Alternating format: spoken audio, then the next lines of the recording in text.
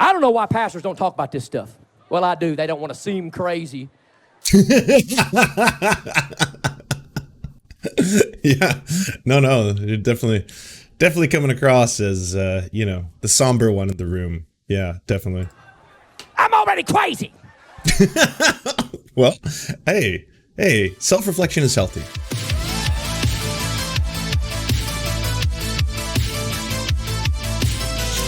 Oh, I guess we can talk about Right-Wing Watch too. This is a good news, bad news situation. Actually, it's good news, good news.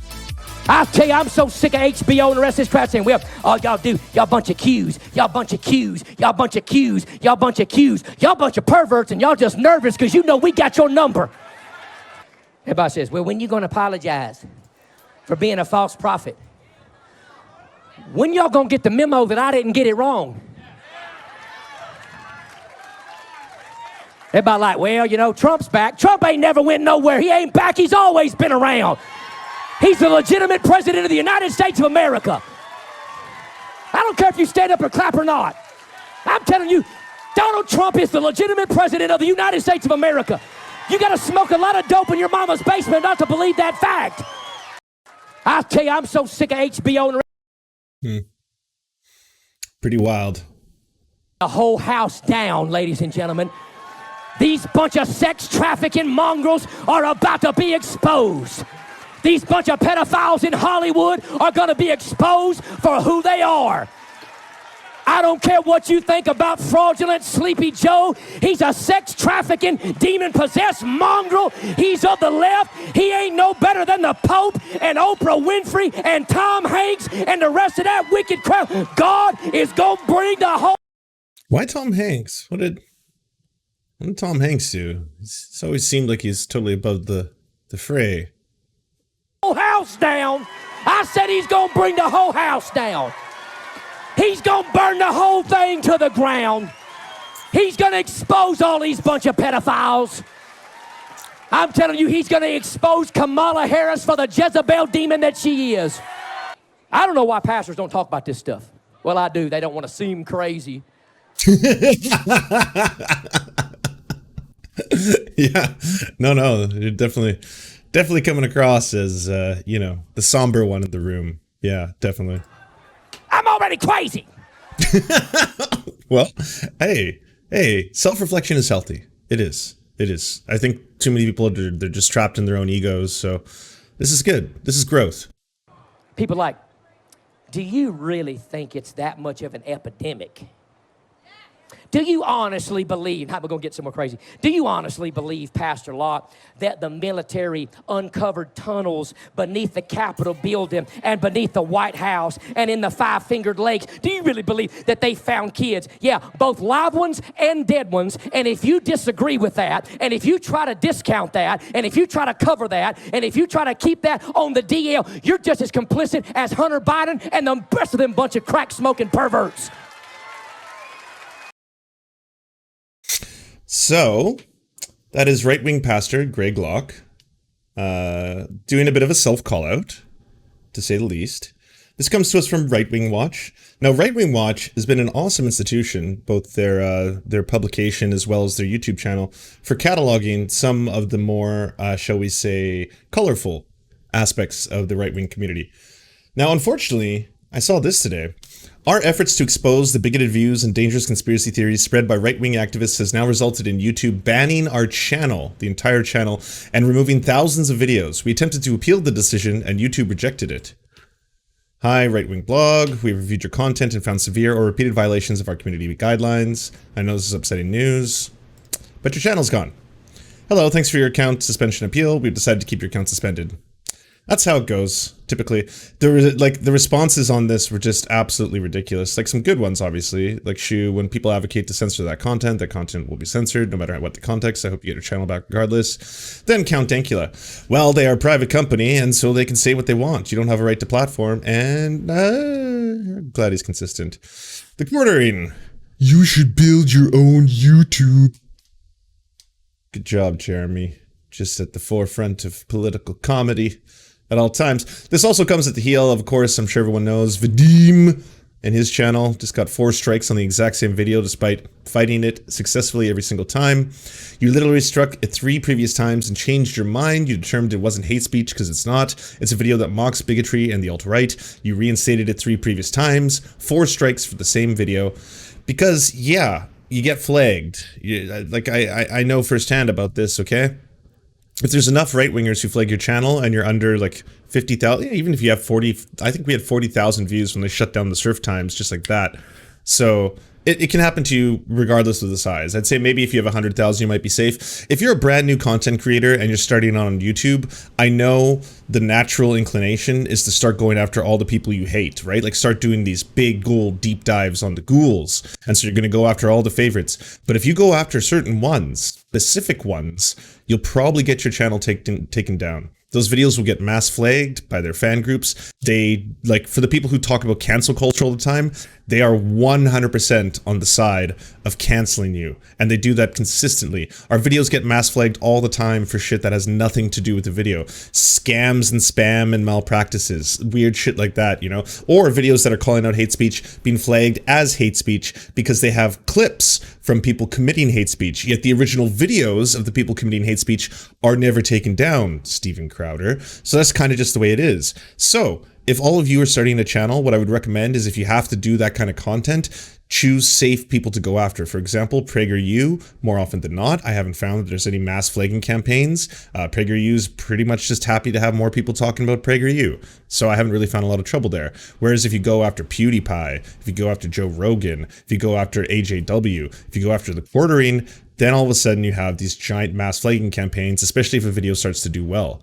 So this is really shitty about Vadim, unfortunately, that he's having to go through all this on top of everything else that's going on in his life right now. However, there is a little piece of good news, all right? First off, I made a video using clips exclusively from Right Wing Watch.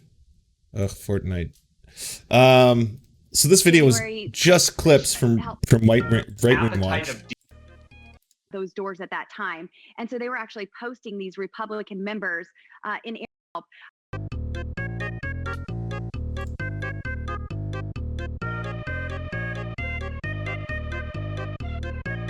Zombies that are on the earth are a disease like any other disease that affects people, and they become like zombies. Is that right? Forgive me, but that's only part of the story. Zombies also have the evil spiritual entity known as demon possession, okay? Because there is no rationale with a zombie. The best way to explain zombies' bloodlust is this: the appetite of demons expressed through humans. It should be astonishing to people that the richest people in the world, not all of them, but some of them. It's only going to get easier with Trudeau's new online hate speech laws to put the onus on the websites to take care of themselves. Oh man, Bill C-10 is like very frightening. Very, very frightening. I'm just happy it's probably not going to make it through the Senate. They've said it's kind of DOA. Johnny Java, thank you for subscribing. I appreciate that. And I'll pull up this Ruben one for later. Anyways, I put together this super clip using Right Wing Watch. We linked to them at the end of the video. Hopefully this video doesn't get flagged as well, but you never know. And again, if you want to support Right Wing Watch, you can go to rightwingwatch.org for their main page. However, again, like I said, a little bit of hopium at the end of the rainbow. The story does have a happy ending. Good news! YouTube has restored our account. Dear Right Wing Blog, we are pleased to let you know that we've recently reviewed your YouTube account, and after taking yet another look, we can confirm that it is not in a violation of our terms of service. We have lifted the suspension of your account, and it is once again active and operational. This was only made possible, once again, because of a lot of news and noise being made online. 2,594 quote tweets is what did it. Now, that's good that this can happen, but it's also super frightening that this is the only way that I've found to effectively push back against this. When the original Surf page went down, the Surf's main channel on April Fool's a couple years ago, it was only because hundreds of big lefty accounts were tweeting about us and retweeting about us, and we went on the majority report. That's the only reason we got it back. Same thing with the Surf Times. Surf Times disappears, we make a stink about it, bunch of people retweet it, hundreds of retweets. All of a sudden they respond out of nowhere after doing the same thing. They repeal the ejection, which is very scary because if they're like repealing the rejection in the first place, based on their own, like, you know, whatever oversight committee, and that doesn't do anything. So it makes me wonder, did you even watch it or look at it? And then on top of the fact that it takes these huge concerted efforts online where all of the left kind of bands together and like, holy shit, we gotta fight back against this, and then that's what get the site reinstated. It's super, super fucked up. Do you think platforms like YouTube shouldn't be allowed to ban people? I go a step further. I don't think that massive corporations should have complete dictatorial control over our social media. And I think that's a huge problem. And I think that's kind of the world we found ourselves in today. And it doesn't matter if I hate the content. Like even Steven Crowder, a channel that if I had a vote, yes, I would vote for him to not be a bigot online anymore. So that would be my vote in the marketplace of ideas. But no, none of us have control over this. So I still think it's a bigger problem than Steven Crowder being a bigot online, that these private corporations have the ability to make these dictatorial decisions. And they are only beholden to their shareholders, and always will be. And I mean, yeah, I can revel and celebrate when someone like Nick Fuentes gets banned permanently from a platform, or if that ever happens to, you know, Steven Crowder, inshallah. But that doesn't change my resolve. I don't think they should have the ability to be the only ones who dictate that. Because again, they have complete monopolistic control over all of our interactions online, over everything we do. And that's a massive problem. Well, the right wing says that they want complete unadulterated free speech, which they don't. They despise that, as I've said before. The people who get mass flagged are people on the left who go after these individuals. So if they're saying it out loud, they don't believe it in their hearts, and or they're more than happy to watch someone just get like ripped off the internet. Like the amount of glee that came from every single right-wing figure right after our channel got taken down, the second channel, and all of it was like, fucking, why don't you learn to code, bro? Why don't you make a YouTube alternative? Where's LeftyTube? And all this kind of shit.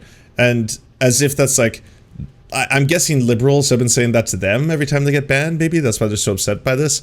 But I kept retorting with like, I've been saying the same thing consistently over and over again. I don't think that there should be dictatorships over social media. I don't think the complete control of everything we watch, say, do, or think, or talk to each other in the modern era should be controlled by one company. I think that's incredibly dangerous, and that's leading to the problems we have today. Hey, do you like movies? Do you like Serfs? Do you want movies and Serfs watching the movies? So then come over to the new channels. It's the Serfs, the cinema. Thanks so much for watching, everybody. Can you do the thing, you know, that thumbs up and comment and all those things that help us out in the algorithm that controls every aspect of our lives? Also, if you happen to have a Facebook account, can you delete it? Like just delete it. You should probably delete your Facebook account because it's not a great company. But hey, if you can't do that for whatever reason, I understand. And could you also go to facebook.com/thesurftimes then and give us a little like and a follow. We're just trying to push back against the fact that people like Ben Shapiro happen to dominate the platform entirely. And when everyone asks why do older generations believe the things they believe, one of the problems is the majority of them on social media use Facebook. So to counter that, we're just going to be on there too now. Also, if you happen to have a union or a worker co-op or even a leftist project, podcast, website, Zoom, MySpace, it doesn't matter. We will advertise it for free on this channel. All you got to do is go to weareserfs.com and use the forms that we got there, weareserfs.com. Thanks, everybody.